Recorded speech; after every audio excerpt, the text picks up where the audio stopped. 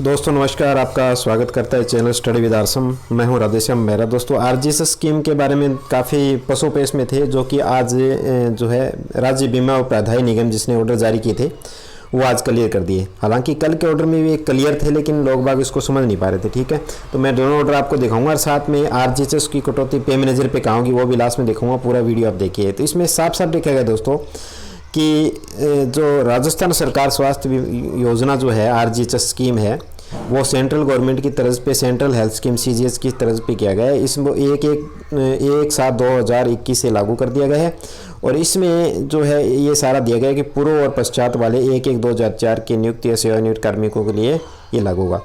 तो इसमें जो कल वाला ऑर्डर दिया गया है ये आप देख सकते हो यहाँ पर कि इसकी कटौती आप देख सकते हो आसानी से कि कितनी कितनी कटौती रहेगी। तो 1/1/4 से पूर्व वाले कर्मचारियों के लिए तो ये मासिक कटौती होगी जिस प्रकार से ये दे रखा है। ठीक है, 265 ये इस प्रकार से 440 अधिकतम 875, यानी कि जो पहले RPMF होती थी। ठीक है, और अब दूसरी जो है 1/1/4 से नियुक्त राज्य कर्मचारी, 1/1/4 से नियुक्त का मतलब इसके बाद वाले कर्मचारी, इसके लिए 135 मिनिमम है, 18,000 जिसका बेसिक है लेवल पे मैट्रिक्स पे, और फिर आपका 220, 330 और 440 4 स्लैब में इसको रख दिया गया है।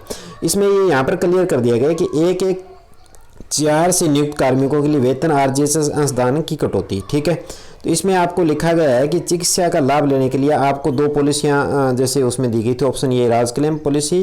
तो अगर आप राज क्लेम पॉलिसी ले रहे हो तो पहले जो ऑफलाइन दिया जाता वो अब कैशलेस होगी, बस इतना फ़र्क होगा। यानी कि पहले आप को पेमेंट खुद करना पड़ता था हॉस्पिटल में जाके, और फिर आप 90 दिनों के अंदर क्लेम करते थे। इसमें साफ साफ लिखा गया है कि 3 लाख तक रहेगा और चिकित्सा सुविधा इसकी कैशलेस रहेगी। इसके लिए कर्मचारी को आरजीएचएस अथवा राज क्लेम दोनों में से किसी योजना को चुनने के लिए आरजीएचएस पोर्टल पे आपको पंजीकरण कराना अनिवार्य है।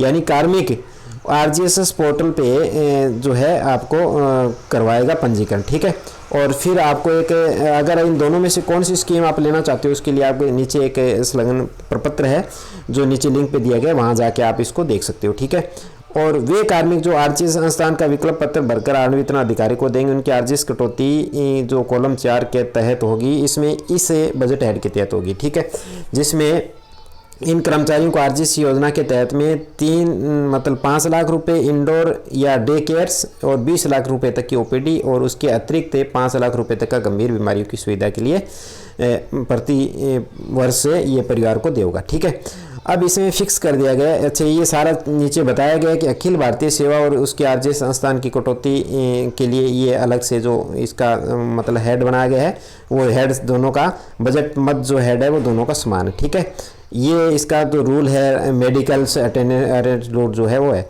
1/1/4 के बाद के कर्मचारियों के लिए आरजीएचएस का इसने क्लियर कर दिया कि 1/1/4 के बाद नियुक्त एक जो कर्मचारी हैं उनके लिए या उसके बाद में हुई है। ठीक है, तो उनके लिए उन्होंने मासिक अंशदान इस प्रकार से जीवन पर्यंत आरजीएस लाभ ले सकते हैं और 10 वर्ष के बराबर अंशदान के निम्न सारणी के अनुसार करना होगा।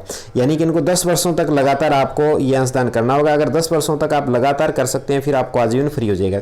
तो आप क्लियर समझ गए होंगे मेरे हिसाब से कि आप कहने का मतलब मंथली, जैसे इस पहले पे मैट्रिक्स को अपन समझते हैं, तो इसके अकॉर्डिंग आपको 135 रुपये पर मंथ, 135 रुपये पर मंथ का मतलब हो गया आपका 10 महीने, मतलब 12 महीने के हिसाब से आप कैलकुलेशन करो, और फिर इसका 120 महीने होगा, यानी 10 साल के लिए इसकी कटौती 16,200 रुपये आपको करवानी है पहली स्लेब के लिए। जिस प्रकार से मोस्टली इसमें आ रहे हैं टीचर्स, तो इसके लिए आपको 39,600 रुपये आपको 10 साल में कराना होगा, और फिर वो आजीवन आपके लिए जितनी भी बच्चे की सर्विस उसके लिए आपकी फ्री हो जाएगी। ठीक है, और इसका ये ऑप्शन फॉर्म नीचे दिया गया, इस ऑप्शन फॉर्म को आपको भर के देना होगा। और इस ऑप्शन फॉर्म में आपको ये जो भरने के बाद में आपको ये अपनी डीडीओ को देना हो, जिसमें आपको लिखा गया बाकायदा है कि I authorize monthly pay deductions RGHS fund as a prescribed pay slab rate, इस प्रकार से state government from time to time. ठीक है, इसमें ये दिया गया है, तो आपको इसमें से ये देना होगा। और नीचे ये दे रखा है कि RPMF and other group mediclaim policies issued by SPI, और इसके लिए आपको मतलब ये दिया गया। इसमें साफ साफ में दोबारा पढ़ लेते हैं अपना। आई अंडरस्टैंड दैट वंस वो ऑप्शन इज एक्सरसाइज, यानी इनमें से एक ऑप्शन आपको चूज करना है। I shall not be title for see reimbursement of expensive G and medical attendants and treatment of myself my family members under, ये इसके अंदर का दराब नहीं। तो ये ऑप्शन फॉर्म आपको भर के देना होगा, ठीक है। तो ये सारा वेबसाइट पे मिल जाएगा। अब अपन चलते हैं उसकी वेबसाइट पे, ठीक है, पे मैनेजर की वेबसाइट पे। तो जैसे पे मैनेजर की वेबसाइट पे अपन आ गए, पे मैनेजर की वेबसाइट पे आने के बाद यहाँ आप देख रहे हो बिल प्रिपरेशन, और यहाँ आने के बाद में आप कटौती करेंगे बल्क डिडक्शन में आके, ठीक है। तो जैसे आप बल्क डिडक्शन में आएंगे तो पहले जो कटौती नहीं आ रही थी वो अब यहाँ पर शो होने लगी है, ठीक है। ये यहाँ पर आप देख रहे हो बल्क डिडक्शन, इस पर मैं क्लिक कर देता हूँ, और जैसे इसमें क्लिक कर देता हूँ यहाँ आप ग्रुप सेलेक्ट करेंगे। तो जैसे मैंने ये ग्रुप सेलेक्ट कर लिया, ठीक है, और ग्रुप सेलेक्ट करने के बाद में आपको यहाँ पर डिडक्शन सेलेक्ट करना है। तो जैसे आप डिडक्शन सेलेक्ट करेंगे तो आरपीएमएफ और आरजीएचएस दोनों इसमें आपको दिखाई देगी। ये देखो आप दोनों स्लैब आपको दिखाई दे रही है। इन दोनों स्लैब के लिए हेड अलग अलग हो गए, आपको यहाँ पर क्लियर हो गया है। तो इसमें अगर आप आरजीएचएस की कटौती आप 297 में कराएं और आरपीएमएफ की कटौती 209 में करवाएं, ठीक है। तो अभी जो है आरपीएमएफ वाले रेगुलर जो है मेरे हिसाब से, जैसा मैं बता रहा हूँ आपको ऑर्डर में लिखा गया है उसके अकॉर्डिंग आरपीएमएफ वाले जो है इसमें कराएंगे और आरजीएचएस वाले इसमें कराएंगे, ठीक है। तो आरपीएमएफ का जैसे अपन सेलेक्ट करेंगे तो इसमें एक और समस्या है, जैसे अपन सेलेक्ट करेंगे तो यहाँ पर आप स्लैब सेलेक्ट करोगे तो स्लैब नॉट एग्जिस्ट आ जाएगा, ठीक है। जिस प्रकार से आप देखो स्लैब नॉट अवेलेबल, तो इसमें आपको अमाउंट करना पड़ेगा, ठीक है। तो जिस प्रकार से इस स्लैब के अकॉर्डिंग जो भी एम्प्लॉय आ रहे हैं उनको, जैसे आप ये सेलेक्ट किया आपने आरजीएचएस, और ये सेलेक्ट करने के बाद में आप यहाँ पर अमाउंट करेंगे, ठीक है।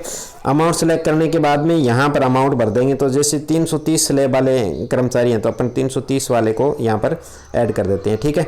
तो 330 वाले कौन कौन से हैं उनको आप टिक मार्क कर दो, बाकी को टिक कर दो, ठीक है। और फिर आपको यहाँ पर कर देना है सबमिट। तो सबमिट करने का जैसे ही पे डिटेल पे आप एम्प्लॉय पे डिटेल पे आपको जाना है, और एम्प्लॉय पे डिटेल पे जैसे ही आप जाओगे तो यहाँ पर आपका ये ऑप्शन क्लियर हो गया, ठीक है।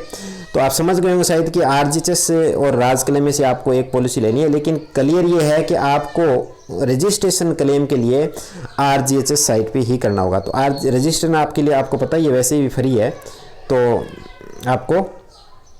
आपको ये रजिस्ट्रेशन करना होगा। और फिर आप राज क्लेम का लेना चाहते हो या फिर आरजीएचएस का, वो आपका ऑप्शन फॉर्म आपको भर के देना होगा, ठीक है दोस्तों। वीडियो से लाइक करें, शेयर सब करें, थैंक यू।